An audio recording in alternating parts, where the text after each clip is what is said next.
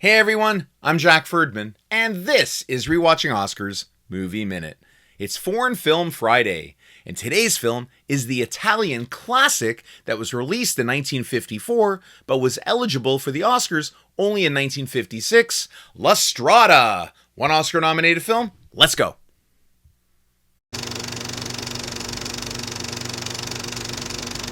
Now, La Strada was directed by Federico Fellini and stars Anthony Quinn, Giulietta Masina, and Richard Basehart.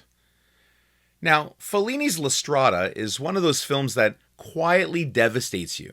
The story follows Gelsomina, a simple and innocent young woman sold by her mother to Zampano, a traveling circus strongman who drifts from town to town performing roadside acts.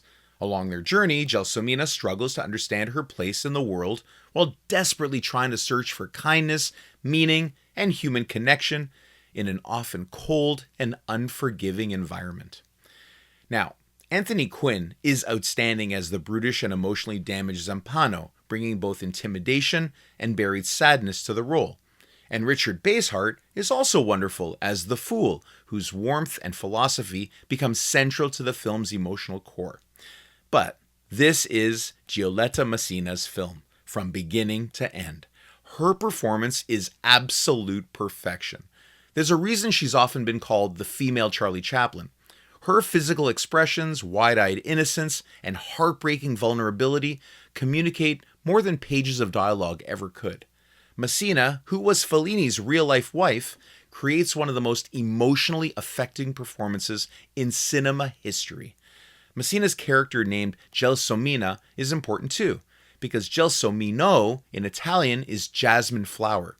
This, of course, is exactly what she is. She's delicate and fragile, pure, and of course represents beauty and innocence in a harsh world. It's the perfect name for this character.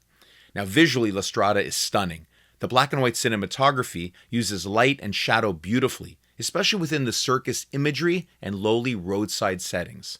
Fellini captures Italy almost like a dreamscape, part realism, part emotional fable. You can still feel the influence of Italian neorealism through the location shooting and everyday atmosphere. But Fellini is clearly beginning to move towards the more expressionistic style that would define his later masterpieces. This is post-neorealism cinema. And then there's Nino Rota's haunting score. Wow. It becomes almost inseparable from Gelsomina's herself. The music carries her loneliness and innocence and emotional pain in a deeply powerful way. Small moments linger forever, like Gelsomina finding comfort in a pebble while battling loneliness, or her brief joy performing in costume and makeup. And that ending? Absolutely heartbreaking. It lands like an emotional punch to the soul. La Strada was also historically significant as it's the first film to win the Academy Award for Best Foreign Language Film competitively. And honestly, it's easy to understand why. This is a beautiful film and another reminder of why I just love European cinema of the 40s and 50s so much. Thanks to Federico Fellini. I'm giving La Strada an A. Now, La Strada was nominated for 2 Academy Awards. One was for Best Original Screenplay, and the other was for Best Foreign Language Film, which I mentioned that it won. Join me again tomorrow for another Oscar-nominated film right here on Rewatching Oscars Movie Minute. Because if the Academy took notice, it's worth a rewatch.